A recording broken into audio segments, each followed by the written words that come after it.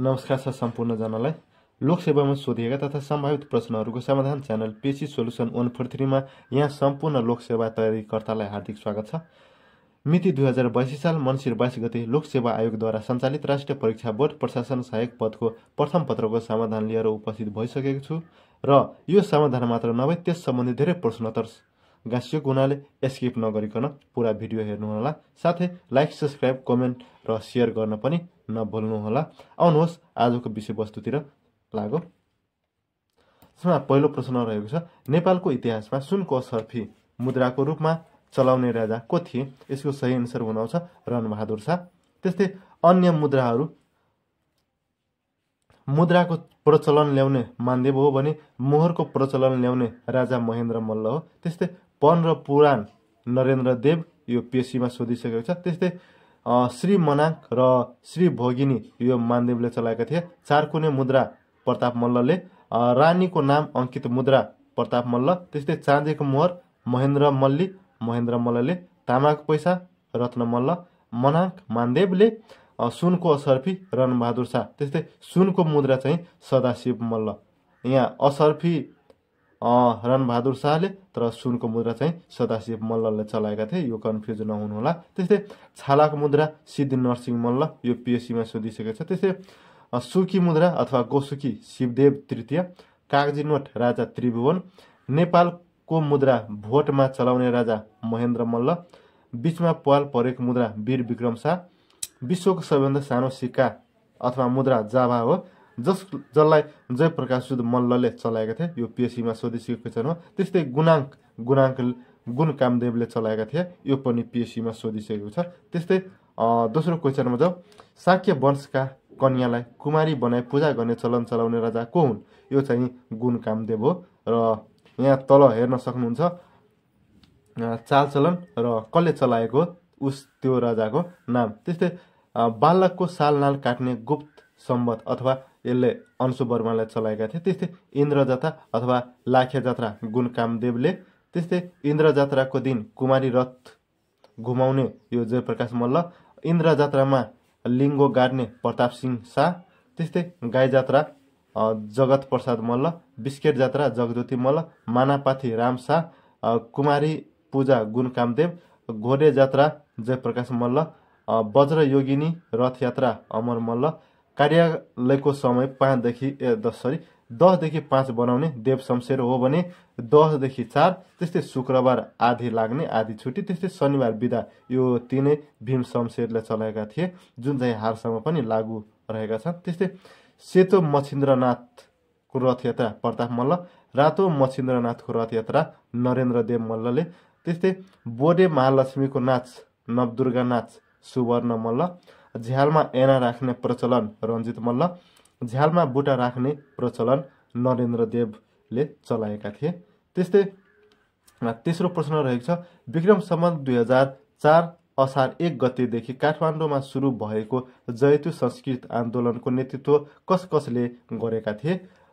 यी नेतृत्वका आन्दोलन अप्सन बीमा रहेका छन् राजेश्वर देवकोटा, कमलराज रेग्मी र भद्र शर्मा, यी तीनजनाले सम्हालेका थिए। र जयतु संस्कृतको अन्य जानकारीमा जयतु संस्कृति 3 धारा पाठ 4मा बस्ने संस्कृत विद्यार्थीहरूले सशक्त आन्दोलन चलाएका थिए जसको नाम जयतु संस्कृत राखिएको थियो। र जयतु संस्कृत भनेको जयतु अर्थात् जय होस् विजय होस् र संस्कृति भनेको संस्कृति धर्म मान्यता र अर्थात् संस्कृतिमा रहेका भावना विचार पठन पाठनका कुराहरू सभ्यताका कुराहरूको विजय होस् भन्ने हुन्छ।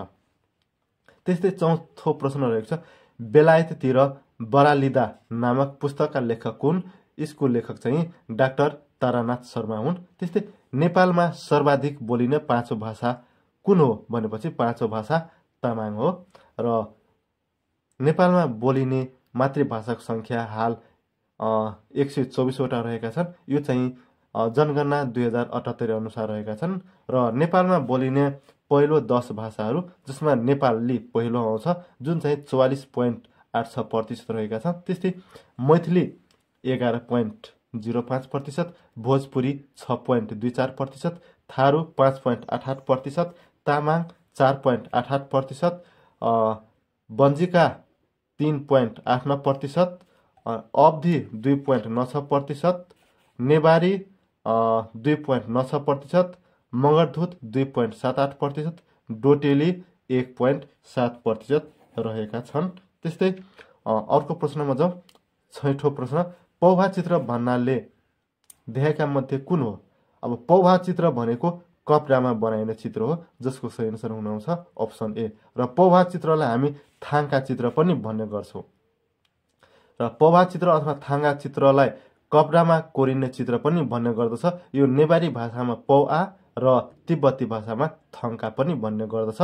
यो पौभा चित्र 21औं शताब्दीमा विकसित भएको र पौभा चित्रको पुरानो अस्तित्व चाहिँ अमिताभ बोधिसत्व रहेका छन्। त्यस्तै बौद्ध धर्म अनुसार पञ्चशीलमा तलको कुन समूह पर्दछ? अब पञ्चशीलमा पर्ने समूह भनेको सत्य, अहिंसा, अस्तेय, परस्त्रीगमन निषेध र मद्यपान। अप्सन बी यसको करेक्ट एन्सर रहेका छन्। त्यस्तै विश्वमा बौद्ध धर्महरू बढी भएको, जस्तै कम्बोडियाको टोटल सङ्ख्याको 96.9% जनसङ्ख्या बौद्ध धर्म मान्ने गर्दछ। त्यस्तै थाइल्यान्डमा 93.2%, म्यानमारमा 80.1%, भुटानमा 74.7%, श्रीलङ्कामा 69.3%। त्यस्तै बौद्ध धर्ममा भएका 5 रङको अर्थ। निलो रङ भनेको बुद्धको शरीर हो, यो पेशीमा सोधिसकेको क्वेसन हो। त्यस्तै रातो भनेको बुद्धको रगत हो भने सेतो बुद्धको दाँत हो, र कलेजी भनेको बुद्धको अन्तस्करण हो भने पहेँलो अस्थि धातु हो, जुन चाहिँ सङ्घीय खरिदार 2081 सोधिसकेको क्वेसन हो। त्यस्तै बौद्धको 4 धाम। लुम्बिनी जहाँ बुद्धको जन्मस्थान हो, र बोधगया जहाँ बुद्धले ज्ञान प्राप्त गरेको, सारनाथ जहाँ ज्ञान बाँडेको, यो पिएससीमा सोधिसकेको छ। त्यस्तै कुशीनगर यो चाहिँ महापरिनिर्वाण हो।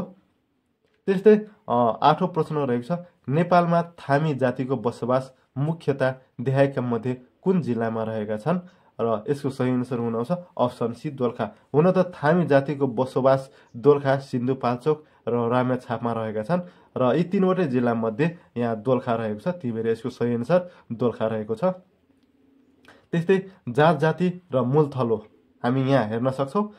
थकालीको मुसाङ रहेका छन् भने लिम्बूको पूर्वी पहाडी भाग जहाँ ताप्लेजुङ, इलाम, पाँचथर जस्ता जिल्लाहरू रहेका छन्। त्यस्तै थाङबे यो मुस्ताङमा पर्दछ भने हाम्लो यो पनि सिन्धुपाल्चोक, मुगाली मुगुमा, दोरा लमजुङमा बसोबास गर्दो रहेछन्। त्यस्तै कुमाल दोलखा अथवा धादिङ, सतार सन्थाल यो झापा, मोरङ, सुनसरी। त्यस्तै थामी दोलखा, सिन्धुपाल्चोक, रामेछाप, कुसुन्डा, सल्यान, प्युठान, दाङ, दैलेख र सुर्खेतमा रहेका छन्। त्यस्तै किसान झापामा, बनकरिया मकवानपुर, राजी दाङ सुर्खेत, छैरोतन मुस्ताङ, जिरेल दोलखा रामेछाप, ब्यासी टिङ्कर दालचोला र राजपुरिया झापा मोरङ। त्यस्तै लार्के र सियारबासी गोर्खा र धादिङ, लेप्चा अथवा लाप्चे इलाम, थुदाम सङ्खुवासभा सियार गोर्खा, बरामो गोर्खा धादिङ मकवानपुर, सुरेल दोलखा, कुशवाडिया बाँके र बर्दिया, हायु काभ्रे पलाञ्चोक, सिन्धुली र रामेछाप र मेची जातिको झापामा मुख्य बसोबास रहेका छन्। त्यस्तै 9औं प्रश्नमा 16औं योजना आर्थिक वर्ष 2085-86 सम्ममा प्रति व्यक्ति आय कति अमेरिकी डलर पुर्याउने लक्ष्य लिएका छन्? यो आर्थिक वर्ष 85-86 मा 2351 अमेरिकी डलर पुर्याउने लक्ष्य रहेका छन्। त्यस्तै आर्थिक सर्वेक्षण 2081-82 अनुसार आर्थिक वृद्धि दर 4.61% रहेका छन् भने जीडीपीमा कृषि क्षेत्रको योगदान 25.16%, जीडीपीमा उद्योग क्षेत्रको योगदान 12.83% रहेका छन्, जुन चाहिँ सङ्गठित संस्था 2082 सोधिसकेको क्वेसन हो। र जीडीपीमा सेवा क्षेत्रको योगदान 62.01% र यो 3वटै कृषि क्षेत्र, उद्योग क्षेत्र र सेवा क्षेत्र मध्येमा कोशी प्रदेशमा सोधिएको खरिदारमा दिएका मध्ये सबैभन्दा बढी योगदान कुन क्षेत्रको रहेको छन् भने त्यहाँ हामीले सेवा क्षेत्र थियो। सेवा क्षेत्रको सही एन्सर थियो। त्यस्तै प्रति व्यक्ति आय, यो आर्थिक सर्वेक्षण 2081-82 अनुसार प्रति व्यक्ति आय भनेको 1517 अमेरिकी डलर रहेका छन्। त्यस्तै नेपालमा विद्युतको पहुँच भनेको 99% पुगिसकेका छन्। त्यस्तै विद्युत उत्पादन भनेको 3602 मेगावाट रहेका छन्। इन्टरनेटको घनत्व भनेको 144.23 रहेका छन् भने टिभीको पहुँच 72% पुगिसकेका छन्। त्यस्तै मुद्रास्फीति दर भनेको 4.72% रहेका छन्। त्यस्तै क्षेत्रफलको आधारमा नेपालमा सबैभन्दा बढी कुन बालीको खेती गरिने गर्दछ? यो फलफुल खेती हो, जुन चाहिँ मनाङ मुस्ताङतिर खालि स्याउ सुन्तलाको मात्र खेती गरिने गर्दछ। यो हामीले क्षेत्रफलको आधारमा भनेको हो। त्यस्तै एक नर्स एक विद्यालय अभियान सञ्चालन गर्ने प्रदेश कुन हो? यो चाहिँ बागमती प्रदेश हो। त्यस्तै बेटी पढाओ बेटी बचाओ अभियान यो सुदूरपश्चिम प्रदेश हो, जुन चाहिँ 2082 को लोकसेवा आयोगमा सोधिसकेको क्वेसन पनि हो। त्यस्तै 12औं प्रश्नमा जाउँ। राष्ट्रिय जनगणना 2078 अनुसार 5 वर्ष वा सोभन्दा बढी उमेरका कुल जनसङ्ख्यामा साक्षरता दर कति प्रतिशत रहेका छन्? हुन त यो नेपालको साक्षरता दर भनेर सोद्धा पनि हुन्थ्यो र 5 वर्ष मुनि अब खासै पढेको हुँदैन, त्यही भएर हामीले टोटल साक्षरता दर भनौँ अथवा 5 वर्षभन्दा माथिको साक्षरता दर भनौँ, कुरा चाहिँ एउटै हुनुहुन्छ। त्यही भएर नेपालको साक्षरता दर भनेको 76.2% रहेका छन् अथवा 20% रहेका छन्, जुन चाहिँ अप्सन सी करेक्ट एन्सर हुनुहुन्छ। त्यस्तै थप जानकारीमा नेपालको साक्षरता दर 76.2%, जसमध्ये पुरुष चाहिँ 83.6% र महिला भनेको 69.4% साक्षर रहेका छन्। अब त्यस्तै भौगोलिक आधारमा हिमालमा 72.8%, पहाडमा 80.9% र तराईमा 73.1% रहेका छन्। त्यस्तै साक्षरता दर बढी भएको 5 जिल्ला सबैभन्दा बढी भनेको काठमाडौँमा हो, त्यसपछि ललितपुर, भक्तपुर, कास्की र चितवनमा हो। त्यस्तै साक्षरता दर कम भएका 5 जिल्ला रौतहट, महोत्तरी, सर्लाही, हुम्ला र बारा रहेका छन्। त्यस्तै साक्षरता दर बढीबाट कम भएको प्रदेश सबैभन्दा बढी साक्षरता दर भनेको बागमती प्रदेश हो, जहाँ 82.1% रहेका छन् भने गण्डकीमा 81.7%, कोशीमा 79.7%, लुम्बिनीमा 78.1%, सुदूरपश्चिममा 76.2%, कर्णालीमा 76.1% र अन्त्यमा मध्य प्रदेश जुन चाहिँ 63.5% रहेका छन्। र जनगणना 2068 अनुसार नेपालको साक्षरता दर भनेको 65.19% मात्र रहेको थियो।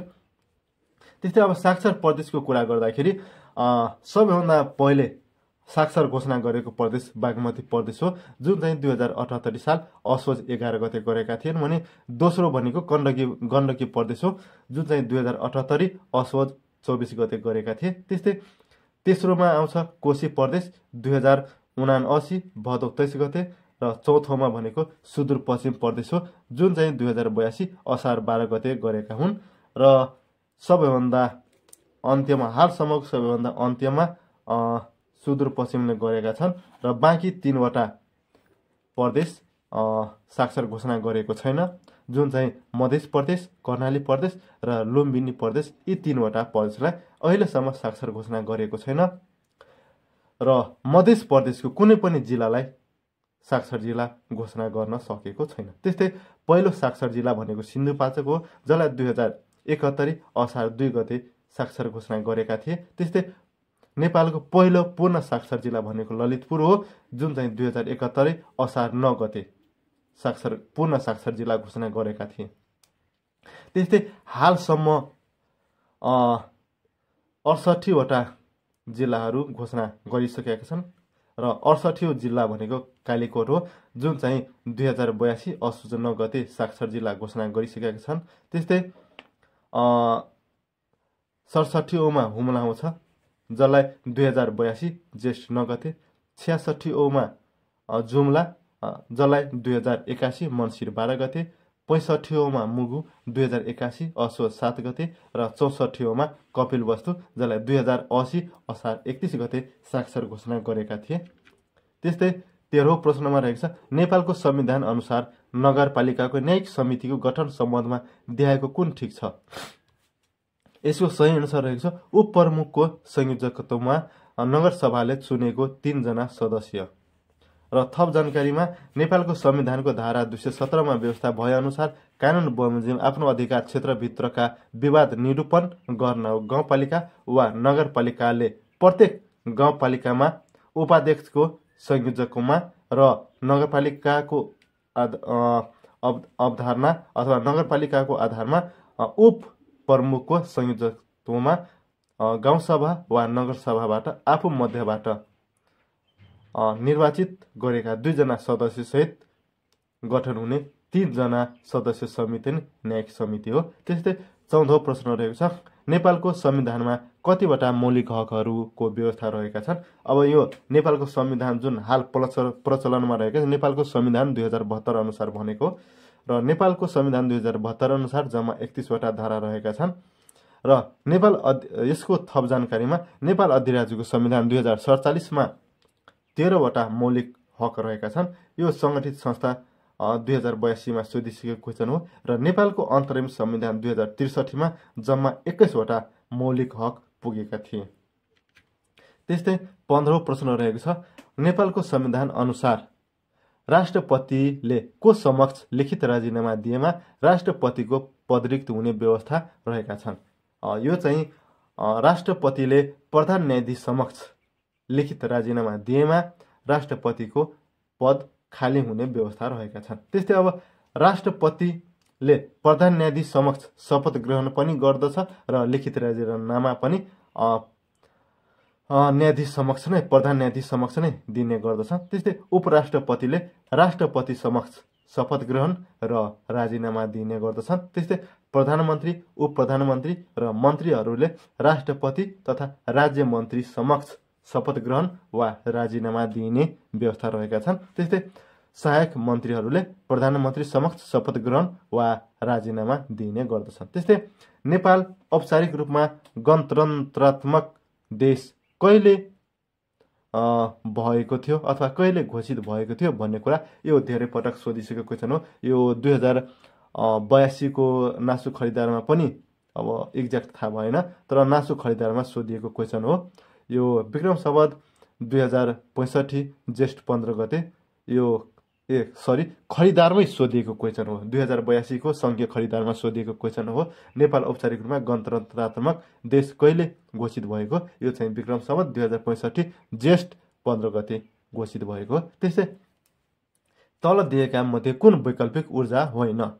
वैकल्पिक ऊर्जा भनेको एकचोटि युज अथवा प्रयोग गरिसकेपछि पुनः युज गर्न अथवा प्रयोग गर्न सकिने ऊर्जा भनेको वैकल्पिक ऊर्जा अन्तर्गत हुन आउँछ जुन चाहिँ एलपीजी हो जुन हामीले घरमा पनि अथवा विभिन्न फ्याक्टरीहरूमा पनि प्रयोग गरिने गर्दछ। त्यस्तै 18 प्रश्न रहेको छ सर्वप्रथम क्लोनिङ प्रविधिबाट जन्माएको भेडाको नाम के हो र सर्वप्रथम क्लोनिङ प्रविधिबाट जन्माएको भेडाको नाम डल्ली हो। त्यस्तै डिजिटल डिभाइड भनेको के हो। यो डिजिटल डिभाइड भनेको सूचना प्रविधि साधनमा पहुँच भएका र नभएका बीचको दूरी भनेको डिजिटल डिभाइड हो। त्यस्तै 19औं प्रश्न रहेको छ सूर्यलाई हेर्न बनाएको यन्त्रलाई के भनिन्छ। यसको सही अनुसार हुनुहुन्छ हेलिस्कोप। त्यस्तै टेलिस्कोप भनेको टाढाको वस्तु हेर्न, हेलिग्राफ भनेको टाढासम्म सन्देश पठाउने यन्त्र, माइक्रोस्कोप भनेको आँखाले देख्न नसकिने अति सूक्ष्म जीव तथा वस्तुलाई हेर्ने यन्त्र। त्यस्तै नेपालको संविधानको धारा 31 मा उल्लेखित शिक्षा सम्बन्धी हकमा तलका मध्ये कुन उल्लेख छैन। यो अप्सन ए प्रत्येक नागरिकलाई आधारभूत शिक्षामा पहुँचको हक, अप्सन बी अपाङ्गता भएका नागरिकलाई कानुन बमोजिम निशुल्क शिक्षा, अप्सन सी नेपाली समुदायलाई कानुन बमोजिम मातृभाषामा शिक्षा पाउने। माथि एबीसी तीनवटै अप्सनहरू नेपालको संविधानको धारा 31 मा उल्लेखित छन् तर अप्सन डी माध्यमिक तहसम्म शिक्षा अनिवार्य र निशुल्क यो चाहिँ धारा 31 मा उल्लेखित गरिएको छैन। तिम्रो यसको सही एन्सर अप्सन डी हुन आउँछ। त्यस्तै तलका भनाइ मनन गरी ठिक उत्तर छनौट गर्नुहोस्। यो सिमसारसँग सम्बन्धित भएको हुनाले अब सिमसार क्षेत्र भनेको स्थिर स्वस्थ जलीय पारिस्थितिक प्रणाली भनेको सिमसार क्षेत्र हो र नेपालमा कुल भूभागको 5.9% भूभाग सिमसार क्षेत्रले ओगटेको छ अथवा लगभग 8,31,000 हेक्टर सिमसार क्षेत्रले ओगटेको छ र सिमसार क्षेत्र भनेको हालसम्म नेपालको 10वटा सिमसार क्षेत्र रामसार सूचीमा सूचीकृत भइसकेका छन्, जुन चाहिँ पहिलो रहेको छ कोसीटप्पू, जुन चाहिँ सन् 1987 डिसेम्बर 17 मा रामसार सूचीमा सूचीकृत रहेका छन्। यसको क्षेत्रफल चाहिँ 175 वर्ग किलोमिटर रहेका छन्। दोस्रोमा आउँछ 20,000 तथा अन्य ताल चितवन, यो चाहिँ 2003 अगस्त 13 मा र यो सँगै जम्मा 3वटा घोडाघोडी ताल कैलाली र जगदीशपुर जलाशय कपिलवस्तु।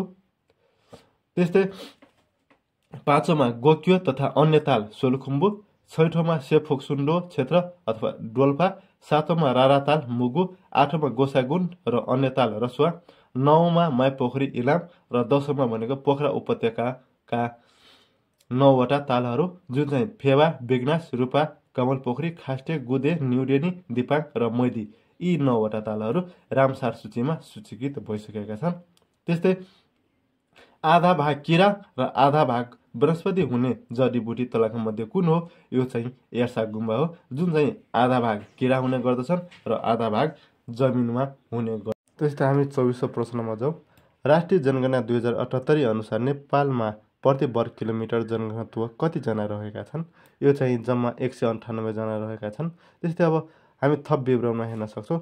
नेपालको लैङ्गिक अनुपात 95.91 रहेका छन्। यो कोशी प्रदेशको नासु खरिदारमा सोधिएको क्वेसन हो। त्यस्तै नेपालको जनसङ्ख्या वृद्धि दर 0.93% रहेका छन् भने जनघनत्व 198 जना।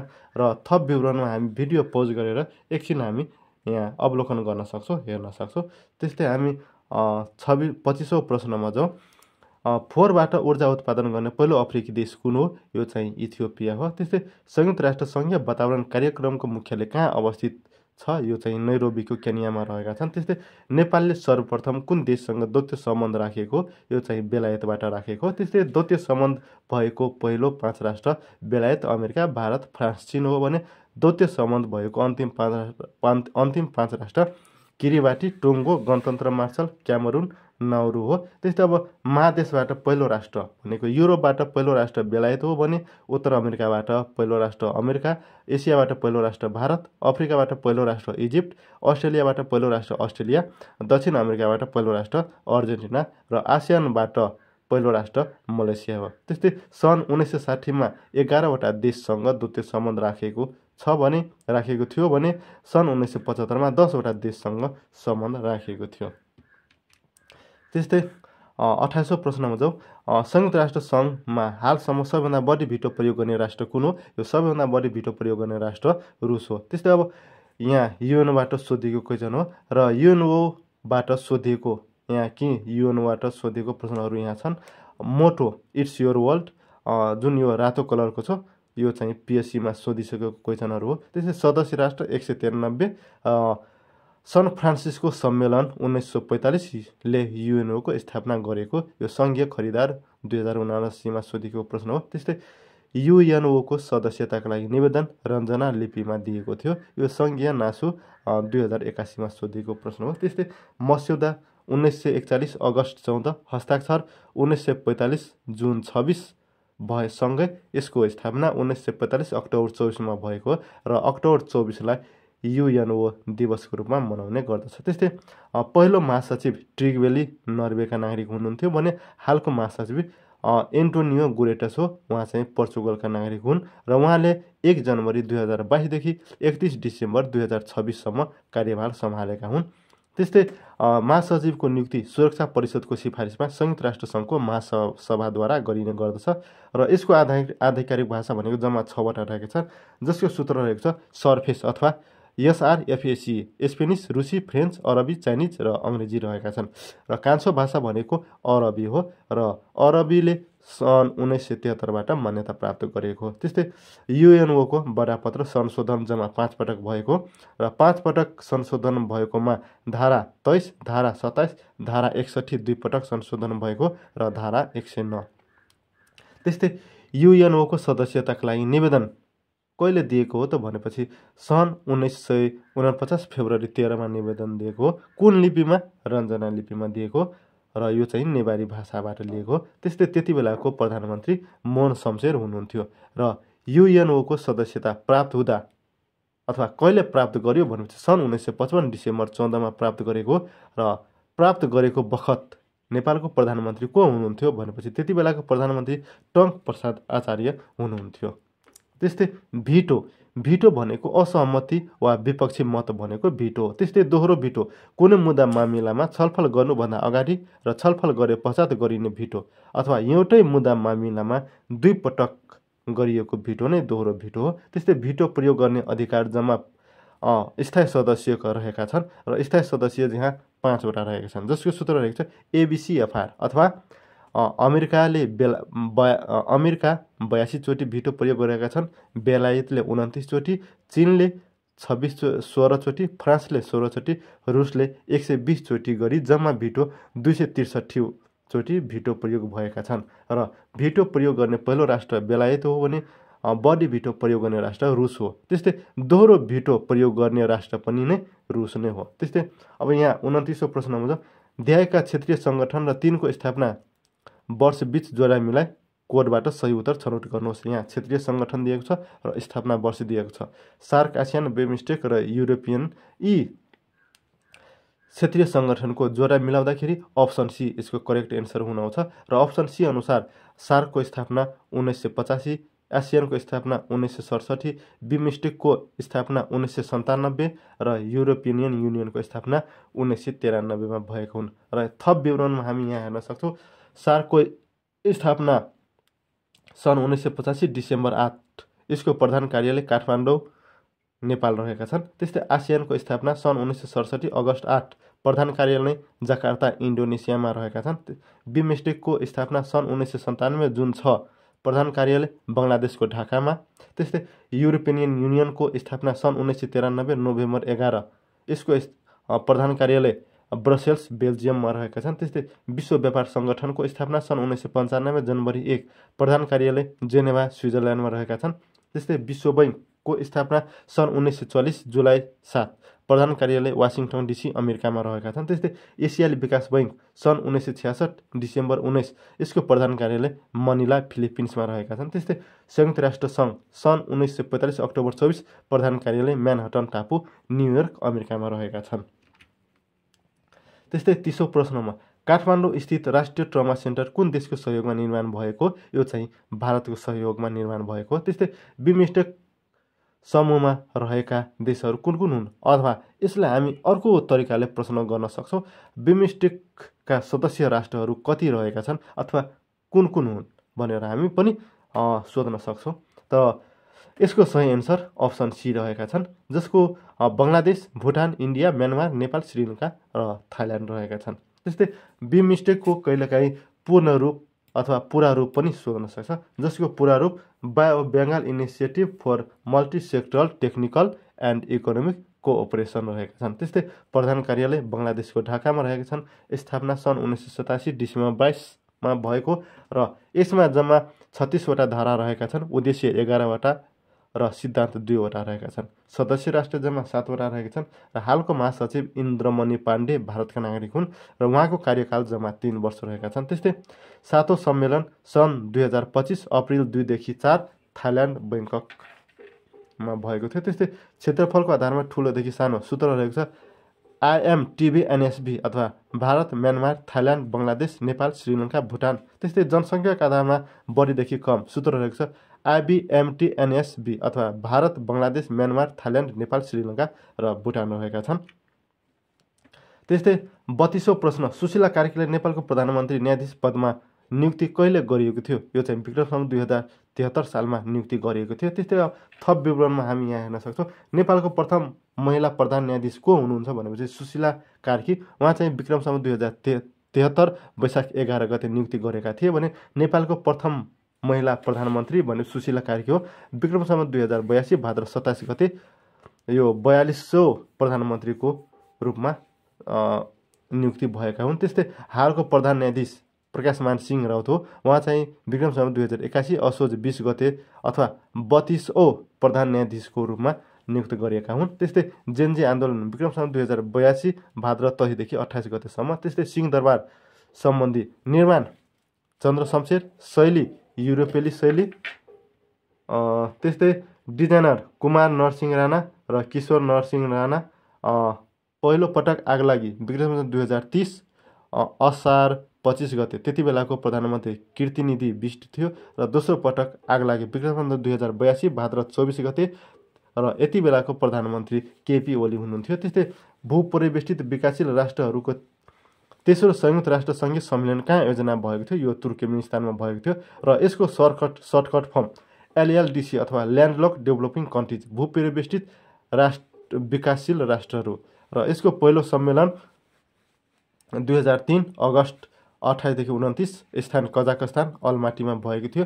दोस्रो सम्मेलन सन् 2014 नोभेम्बर 3 देखि 4 स्थान अस्ट्रेलियाको भियनामा भएको थियो। तेस्रो सम्मेलन 2025 अगस्त 5 देखि 8 यो तुर्कमेनिस्तानको आवाजामा भएको थियो। यो नेपालको तर्फबाट केपी शर्मा ओली सहभागी हुनुहुन्थ्यो र चौथो सम्मेलन भनेको सन् 2034 मा हुने भनिएको छ।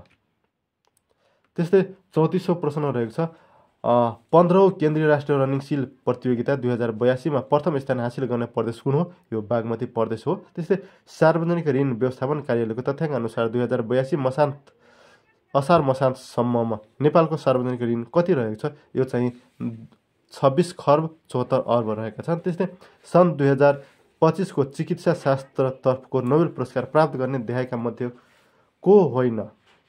यो जोन क्लार्क होइनन्। यो नोबेल पुरस्कार सम्बन्धी हामी यहाँ हेर्न सक्छौँ। नोबेल पुरस्कारको संस्थापक अल्फ्रेड नोबेल हुन् र यसको कार्य चाहिँ डायनामिक र ब्लास्टिक क्याप हो। सुरुवात चाहिँ सन् 1901 मा भएको थियो र नोबेल पुरस्कार 2025 कोले पायो त? चिकित्सा शास्त्र क्षेत्रमा मौरी ई ब्रुनक अमेरिकाका नागरिक हुन्, फ्रेड रामसडेल अमेरिकाका नागरिक हुन्, सिमोन साकागुची जापानका नागरिक हुन्। त्यस्तै भौतिक शास्त्रमा जम्मा 3 जनालाई पाएको हुन्। ती को हुन् त? जोन क्लार्क बेलायतका, मिचेल एच डेभरेट फ्रान्सका, जोन एम मार्टिनिस अमेरिकाका नागरिक हुन्। त्यस्तै रसायनशास्त्र अन्तर्गत सुसुम कितागावा जापानका नागरिक हुन्, रिचर्ड राबसन बेलायतका नागरिक हुन्, उमर एम यागी जोर्डनका नागरिक हुन्। त्यस्तै अर्थशास्त्रमा जोएल मोकिर अमेरिकाका नागरिक हुन्, फिलिप अगियन फ्रान्सका नागरिक हुन्, पिटर होबिक क्यानाडाका नागरिक हुन्। त्यस्तै साहित्य क्षेत्रतर्फ लासजलो क्राजनाहोकाई यो हङ्गेरीका नागरिक हुन्, यो हङ्गेरीका लेखक पनि हुन्। र शान्ति क्षेत्रमा मारियान कोरिना मचाडो जुन चाहिँ भेनेजुएलाका राजनेता पनि हुनुहुन्छ। त्यस्तै हाम्रो 37औं प्रश्न रहेका छन् भारतको प्रतिष्ठित पद्मश्री पुरस्कार प्राप्त गर्ने नेपाली भाषी साहित्यकार देहाएका मध्ये को हुन्?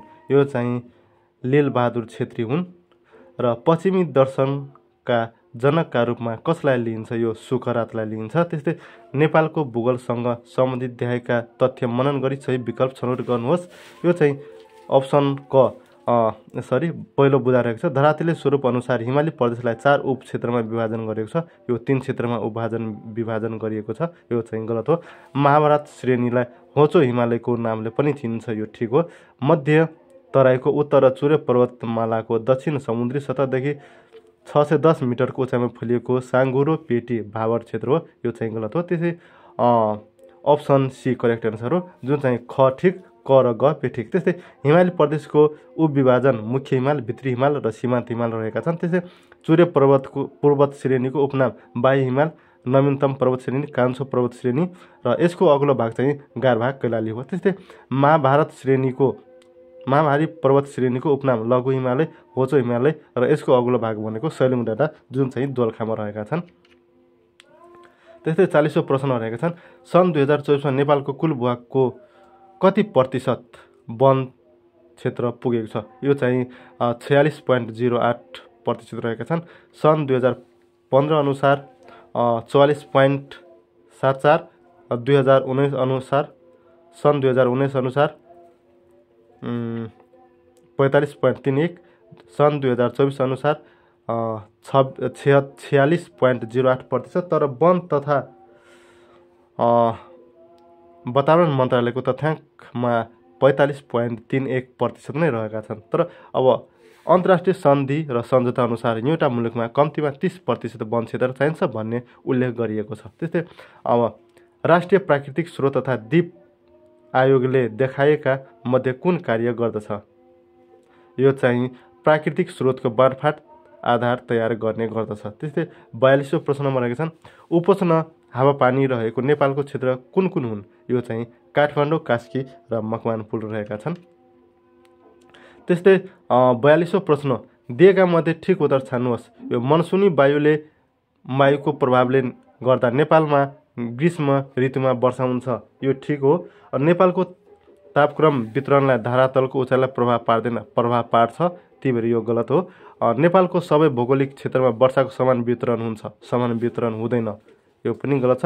अक्षांशको कारणले नेपालको हावापानीमा प्रभाव परेको छैन, प्रभाव अक्षांशले गर्दा नेपालको हावापानीमा प्रभाव पर्दछ, यो यहाँ छैन, त्यही भएर गलत भनेको छ। त्यही भएर अप्सन ए ठिक हो। अब भारतीय स्वतन्त्रता सङ्ग्रामका सेनानी देखाएका मध्ये को होइनन्? यो राजीव गान्धी होइन। अब भारतीय स्वतन्त्रता सङ्ग्रामका चरणहरू यो जम्मा 3वटा चरण रहेका छन्, प्रथम, द्वितीय, तृतीय। यसमा प्रथम चरणलाई उदारवादी युग, द्वितीय चरणलाई उग्रवादी युग र तृतीय चरणलाई गान्धीवादी युग पनि भनिएको हो। त्यस्तै विश्वमा औद्योगिक क्रान्तिको परिणाम देखाएका मध्ये कुन हो? यो चाहिँ पुँजीवादको उदय चाहिँ हो। त्यस्तै औद्योगिक क्रान्तिको थप विवरण अथवा 18औं शताब्दीको मध्यदेखि 19औं शताब्दीको मध्यसम्म चलेको, अथवा 1860 देखि सन् 1940 सम्म 80 वर्ष चलेको। यो औद्योगिक क्रान्तिको आधार भनेको वास्प इन्जिनको आविष्कार हो। यो परिणाम भनेको पुँजीवादी वर्ग र मजदुर वर्गको उत्पत्ति हो। त्यस्तै औद्योगिक क्रान्तिलाई यान्त्रिक क्रान्ति पनि भनिएको र यो चाहिँ बेलायतबाट सुरु भएको, कपडा उत्पादन क्षेत्रबाट सुरु भएको। त्यस्तै फ्रान्सको राज्य क्रान्ति सन् 1989 मे 5 देखि सन् 1793 नोभेम्बर 9 देखि 9 सम्म भएको। त्यस्तै अमेरिकी स्वतन्त्रता सङ्ग्राम सन् 1775 देखि सन् 1783 सम्म। रुस अथवा अक्टोबर क्रान्ति सन् 1917। त्यस्तै गौरवमय क्रान्ति सन् 1688 देखि सन् 1689 सम्म। अब यहाँ हामी ब्राकेटमा हेर्न सक्छौँ, क्रान्तिहरू र सुरुवात मितिहरू जोडा मिलाउनुहोस्। पिएससी सङ्घीय खरिदार 2082 सोधिएको क्वेसन हो। त्यस्तै 46औं प्रश्न, प्रथम विश्वयुद्ध हुनुको कारण कुन हो त? यसको प्रथम विश्वयुद्ध हुनुको कारण अस्ट्रियाका युवराज आर्कड्युकको हत्या, अथवा यसको हामी थप विवरणमा हेर्न सक्छौँ। अस्ट्रियाका राजकुमार आर्कड्युक फर्डिनेन्ड सर्बियाको राजधानी सेराजेभो भ्रमणको क्रममा उनलाई र उनकी पत्नी सोफियालाई गोली हानी हत्या गरिएको थियो र सम्पूर्ण दोष सर्बियालाई लगायो। तर अस्ट्रियाले सर्बियालाई केही प्रश्न सोध्यो, तर सर्बियाले प्रश्नको जवाफ दिन नसक्दा सन् 1914 जुलाई 18 अस्ट्रियाले सर्बियामाथि आक्रमण गर्यो र यो आक्रमणसँगै प्रथम विश्वयुद्धको सुरुवात भयो। त्यस्तै प्रथम विश्वयुद्ध 4 वर्ष 3 महिना 2 हप्ता चलेका थिए, जुन चाहिँ 1561 दिन हुन आउँछ। त्यस्तै 47औं प्रश्न, तलका मध्ये कुन नारा अमेरिकी स्वतन्त्र सङ्ग्रामको प्रचारमा आएको थियो? यो लिबर्टी, क्वालिटी एन्ड फ्राटर्निटी। यो अमेरिकी स्वतन्त्र सङ्ग्रामको थप विवरण हामी हेर्न सक्छौँ। सन् 1775 अप्रिल 19 देखि सन् 1783 सेप्टेम्बर 3 सम्म, अथवा 8 वर्षसम्म चलेको हो। त्यस्तै यसको नारा चाहिँ life, liberty and pursuit of happiness. यसको जीवन, स्वतन्त्रता र सुखको खोजी हो। त्यस्तै इन्डिपेन्डेन्स ओर डेथ, मृत्युदेव वा स्वतन्त्रता। त्यस्तै अमेरिकी स्वतन्त्रता सन् 1783 सेप्टेम्बर 3 मा भएको हो। त्यस्तै अब चियापत्तीमा ट्याक्स लगाएपछि अमेरिकीहरूले नो ट्याक्सेसन विदाउट रिप्रेजेन्टेसनको नारा लगाए विरोध जनाएका थिए। त्यस्तै अब म्याग्ना कार्टाको प्रारम्भिक दस्तावेज केसँग सम्बन्धित छ? यो मानव अधिकारसँग सम्बन्धित छ। अब म्याग्ना कार्टामा हस्ताक्षर सन् 1215 जुन 15मा धारा 63वटा रहेका छन्। शब्द भने 4922वटा रहेका छन्। त्यस्तै नेपालको म्याग्नाकार्टा प्रतिनिधि सभाको घोषणा पत्र 2063लाई भनिन्छ। संशोधन 4 पटक। संशोधन मिति सन् 1216 नोभेम्बर 22, सन् 1217 फेब्रुअरी 17, सन् 1225 फेब्रुअरी 11 र सन् 1297 गरी जम्मा 4 पटक संशोधन भइसकेका छन्। त्यस्तै 49औं प्रश्न, नेपालको पहिलो मुलुकी ऐन कसको पालामा जारी भएको थियो? यो सुरेन्द्र विक्रम शाहको पालामा भएको थियो। त्यस्तै तलका मध्ये कुन कार्य राणा प्रधानमन्त्री चन्द्र शमशेरको पालामा पहिलो पटक भएको? यो बिजुली बत्तीको व्यवस्था पहिलो पटक भएको हो। Thank you for watching. यो भिडियो तपाईँहरूलाई के कस्तो लाग्यो कृपया आफ्नो प्रतिक्रिया दिन नभुल्नुहोला। धन्यवाद।